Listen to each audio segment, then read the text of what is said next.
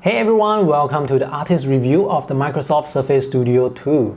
First of all, big thanks to Microsoft Singapore for sending over this review unit so that I can test it out for you guys.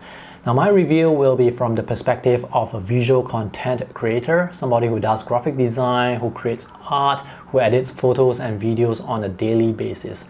So in today's video, I'm going to talk about all those workflows. Now this video review is going to be a bit long, so if you want to save some time, you can actually check out the text review that I have already written on my blog. The link is in the video description below. And if there are any updates to this video, the updates will go to the text review. Alright, let's talk about the Surface Studio 2. These are the different configurations you can get with the Surface Studio 2. So this particular system that I have right here, comes with the 7th generation Intel Core i7 7820HQ, which is a quad-core processor that runs at 2.9 GHz and can turbo boost up to 3.9 GHz. Comes with this GeForce GTX 1070 8GB and comes with 32 gigs of RAM and 1 TB SSD. So I mean, there aren't a lot of configuration. Basically, you're going to get at least 16 gigs of RAM, at least 1 TB of SSD, and GTX 1060. If you have more budget, you can go with the 1070, 32 gigs of RAM and 2 TB SSD. When I took this out of the box, my first impression was this looks very beautiful and this is huge. So you definitely need to have a much larger table compared to what I have here. Now the main selling point of the Surface Studio 2 is this is an all-in-one computer where you can actually draw on the screen and you can tilt the screen down at different angles to draw on it. This stand here, this is where all the processors, the components are. So when you get the Surface Studio 2, it comes with this wireless Bluetooth keyboard, a wireless mouse, and the Microsoft Surface Pen. The only cable that's included is the power cable. The side profile is very thin. This is almost as thin as the Surface Pen that is provided. By the way, you can snap the Surface Pen on both sides of the monitor because there are strong magnets within. If you want to draw with the screen at an angle, you can do so. You simply just tilt the monitor down like this. It's easier to do it with both hands.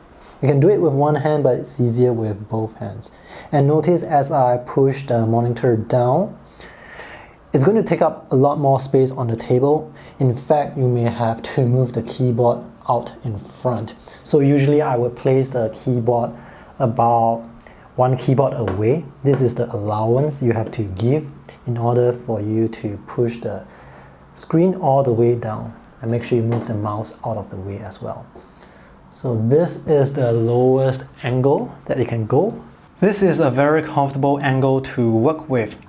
Now the hinge doesn't have any locking mechanism, so if you want to draw with the monitor at a more upright position, you can actually do so, but depending on where your palm is pressing down on the monitor, it may actually move it down to a lower angle again. So for example, if my palm is in the center area here or in the lower regions here, when I'm drawing, I'm actually pushing against the hinge. When I push against the hinge, the angle will not change. The angle will only change when you rotate the monitor around its swivel point. So if your palm is right up there, if you push down, it's going to rotate along the swivel point and it's going to push the monitor down. But if you are drawing mostly in the center area here or the lower regions here, this is not going to change the angle. The hinge is fluid when you rotate the monitor, but it's stiff enough to hold the monitor at its position when you are not rotating it. And I have used this monitor at this angle for several hours and it doesn't move much. If you really want to be sure, there's a little hack you can do to prop this up without fear of it moving down, is to just place a small piece of eraser at the bottom here, and as you push down the monitor, it will stop there, and this I think it's also a very nice angle to work with. This is how the back looks. By the way, you cannot adjust the angle simply by pushing the hinge like this. You have to rotate the monitor around this swivel point. It doesn't work if you try to push it down like this. We have 4 USB 3 ports. This is Gigabyte Ethernet. The power cable runs right in the center.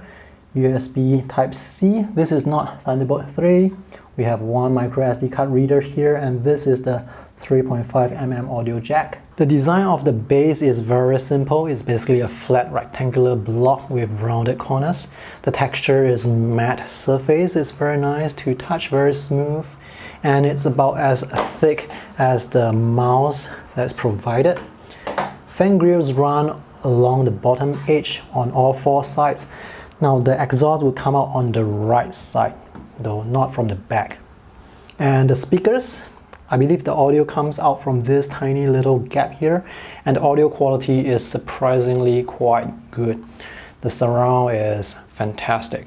Because the audio comes from this stand here, when you push the monitor down like this, it's going to block the audio, so the sound waves will have to make their way around from the sides of the monitor. This stand here, this is very reflective. This is almost like a mirror. The fans do come on quite often, even if you are just using a single drawing software when you are drawing.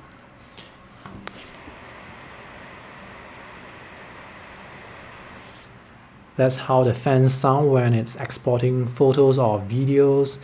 When it's not doing anything, you may still be able to hear the fan, but it's going to be at a much lower volume. The power and volume buttons are here on the bottom right side. If you want to change the brightness, you can do so using the keys on the keyboard, or you can change it through the menus here. Now the brightness can go up to 450 nits, which is more than sufficient enough for me. Right now I am in a room with a huge window on that side, and this brightness, this is good enough.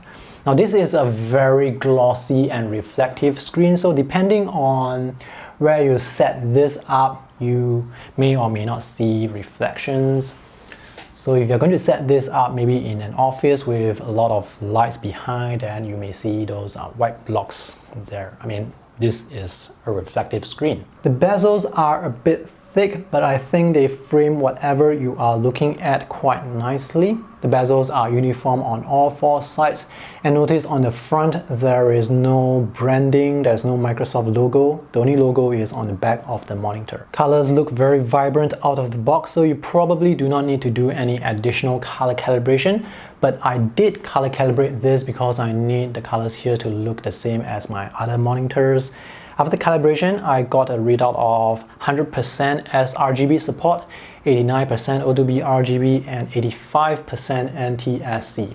So color accuracy on this screen is very nice, very good. This is a 28-inch monitor that supports a resolution of 4500 by 3000. The aspect ratio is 3:2. So it's not like those 16:9 aspect ratio monitors. This has more vertical depth.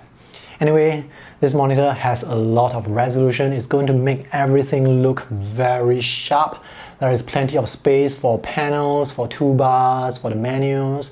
And right now I am using Windows scaling at 200%, so it makes all those letters, those tiny icons look big enough for me to click comfortably. The resolution on this monitor is so high that when I first open up this file, this by the way is a 24 by 24 centimeters scan at 300 dpi, I was quite surprised to be able to see the whole file at 100% zoom.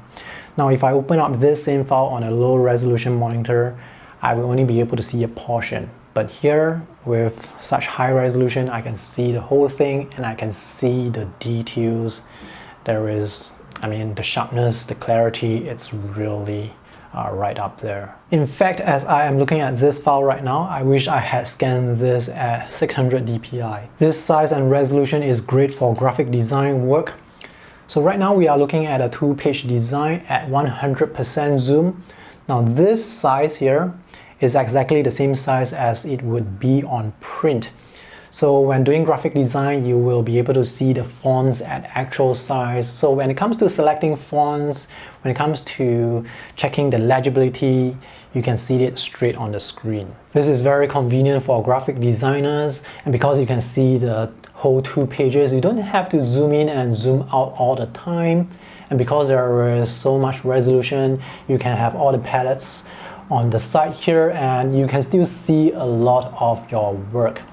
On my lower resolution monitors, sometimes when I put the palettes on the side, it already blocks off a huge chunk of the work. So I mean, this high resolution, it works great for graphic design. This monitor has a wide viewing angle, so the colors, they do not shift much regardless of where you are viewing the screen from.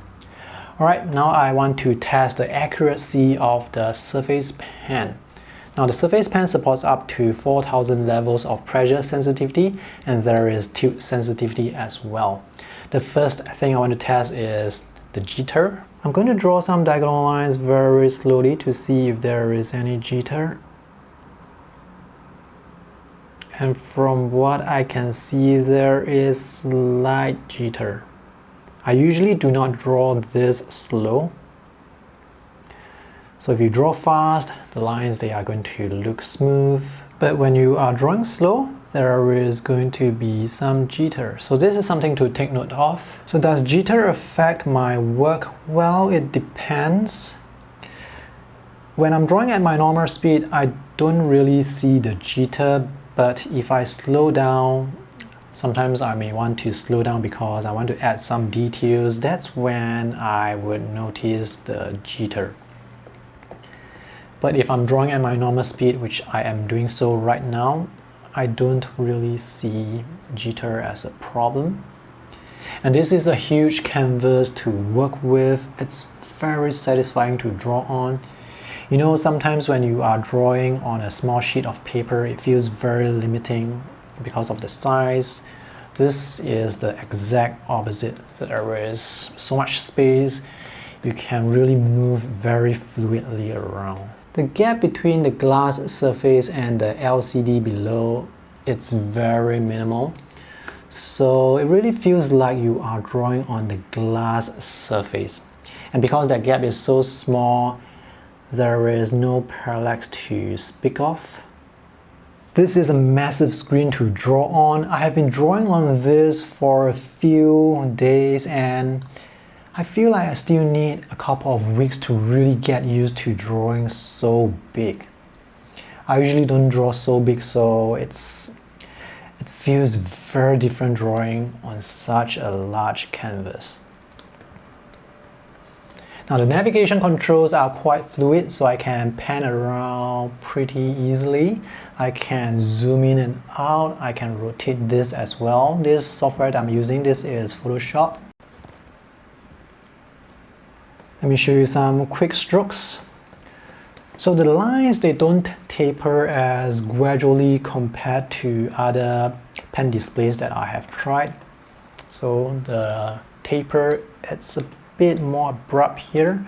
With Wacom tablets or those other brands of pen displays, they usually taper a bit more gradually.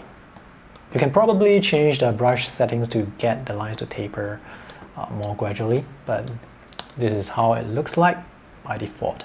Line transition from thin to thick, it's very smooth, and the Surface Pen, it seems to be quite sensitive.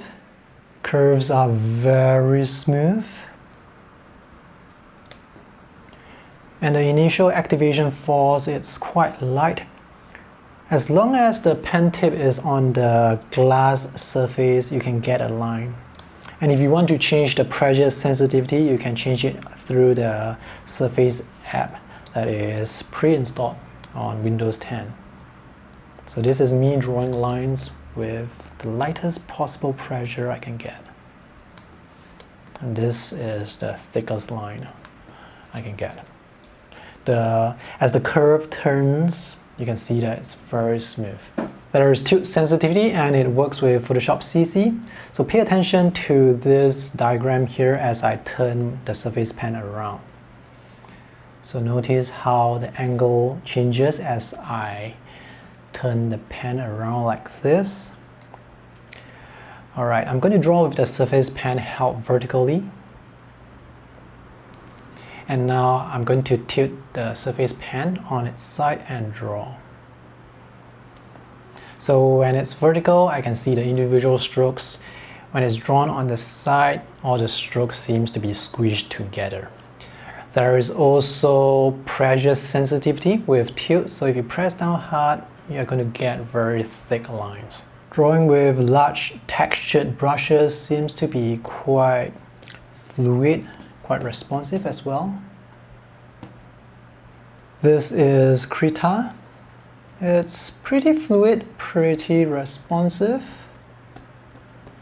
Pressure sensitivity works really well. Krita supports tilt sensitivity as well. So now I am drawing with the surface pen held vertically.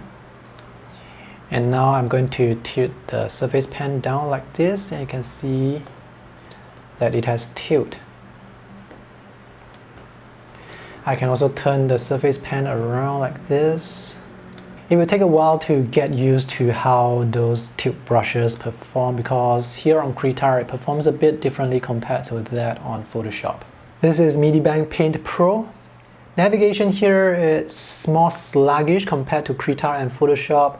When rotating, when zooming and panning, you can really feel the lag. So I'm going to add some windows to the side of this building, and we shall see if jitter is a problem. So this is a diagonal line. Now one great thing about working with such a large canvas is you don't have to zoom in much because of the size, it's already considered zoom in. It's very easy to add details because you are zoomed in. When it zooms out, you can see all these details. Let's black out this window and draw some window grills on the front. So I'm going to draw slowly and see if there's any jitter. I'm going to draw diagonal lines very slowly. And seriously, I don't really see jitter affecting my work here. This is the normal speed that I draw with, and not really a problem. And it's a very satisfying experience to draw on such a large screen. Pressure sensitivity works very well, and so does palm rejection. Let's add some shadows to this window here. It's quite responsive. The only downside is when it comes to zooming in and out, it feels a bit sluggish, and that is specific to Medibank Paint Pro. So this whole sketch was drawn with Medibank Paint Pro. I didn't really face any problems. I mean, I'm drawing diagonal lines again here. All these are diagonal lines and they look fine to me. I'm now drawing with Clip Studio Paint. It feels very fluid, very responsive. Let me zoom in and out. Yep, it's very fluid. One issue with drawing on glass is when you run your palm on the screen, it's going to create some friction, and when it comes to drawing long lines, sometimes that friction can cause your line to skip. If you want to prevent this from happening, maybe you can get those artist gloves, which will make your palm glide smoothly on the glass surface to prevent skipping lines like this. By the way, just now as I was moving my palm on the screen, notice that there are no stray strokes, so palm rejection generally works quite well. This is sketchable. It's very responsive, very fluid. Pressure sensitivity works really well. Now the Surface Studio 2 supports the use of the surface dial, where you can actually put it on the screen. You can turn it to change brush sizes or select colors, but you have to get that separately because it's not included with the Surface Studio. This is Adobe Illustrator. Pressure sensitivity works here, which is not surprising. This screen is great for editing photos. It's reasonably color accurate. As mentioned earlier, it supports up to 100% sRGB and 89% Adobe RGB. This photo that you are looking at right now, this is scaled to fit the screen. This is a 16 megapixel photo. Now I'm going to zoom in to 100% and notice how big it's going to enlarge. The difference between the fit to zoom and the 100% photo is not very significant. So basically, you will be able to see your whole 16 megapixel photo at 1:1. You can almost see the whole photograph, and I mean the details, the sharpness. This is fantastic for editing photos with. When it comes to exporting photos, the quad-core processor inside does a pretty good job. It's a quad-core 2.9 GHz. When I'm exporting photos, it would boost up to 3.4 or 3.5 GHz and stay there until all the photos are exported. So the fans, they do a good job cooling the processors to allow it to maintain the higher clock speed when exporting photos. The next thing I want to show you is image editing with Photoshop. I'm going to open up a 900 megabyte file. Take note of the time it takes to open up that file. Now the SSD inside the Surface Studio 2 is reasonably fast, so it can open and save large files like this pretty quickly. And now I'm going to zoom in and out to see if there's any lag, and this is very smooth. And now I'm going to do some very basic edits to change the colors and see if the changes are reflected instantly. This graphic file, by the way, it's 120 by 60 centimeters at 300 dpi. So I'm going to click around to change the hue and see if the changes update quickly. So this is pretty responsive. I mean, basic graphic design work is definitely not going to trip up the Surface Studio. What I look out for when it comes to image editing is whether or not it's responsive and how fast the changes will appear on screen. Sometimes I need to do a lot of changes, and if each change takes about 1 or 2 seconds, it's going to be a bit frustrating doing all those changes. So here, the changes update almost instantaneously, which is really good. Editing videos on this high-resolution screen is a joy. You can put multiple panels on the screen, and each panel is still going to be very big, so you can watch your video playing. You can stack multiple layers of timeline without the need to zoom in and out of the timeline. If you have a lot of files in your project, you can dump them all here and you can see a lot of your files at a glance. I was able to edit a 4K video without any lag. This is just 25 frames per second, but you can play back 60 frames per second with no problem at all. And also, after you finish exporting the video, you can actually watch your 4K video at the native resolution, at 4K resolution, because this is 4500 by 3000. This has more resolution compared to a typical 4K resolution screen. When it comes to exporting the video, the performance of the quad-core processor is quite decent as well. For a 10-minute 4K video, it would take me twice the amount of time, which is quite respectable compared to the desktop computer that I'm using, which takes about 4 times to 6 times the amount of time, which means if I'm going to export a 10-minute 4K video using my old computer, it's going to take 1 hour, but here it's going to take 20 minutes. The Surface Studio 2 is very capable of 3D modeling and rendering. I wouldn't consider this to be a high polygon scene. This is only up to 200,000 faces, but it's fantastic to be using 3D software on this screen. I mean, you can really see the details. This is just wonderful to work with. This is the CPU utilization when exporting photos or videos. It goes up to 100% and tops out at the speed of 3.48 GHz. For some reason, it's not able to go up to the maximum possible speed of 3.9 GHz that this processor is capable of. And looks like it's not taxing the GTX 1070 when exporting this scene. And it's able to maintain this speed for the whole duration of the export, which is great. Alright, to conclude this review, let me talk about the things that I like and dislike. The things that I like, obviously the screen. This is a very beautiful screen. The color support is fantastic, and it's a very enjoyable and satisfying experience to draw on such a large screen. The best thing I like about drawing on this screen is because the resolution is so high, when you're drawing details, you actually don't need to zoom in anymore because, I mean, with this size at this resolution, you are considered zoom in. So it's very convenient to draw details. You don't have to zoom in and out, move around the scene.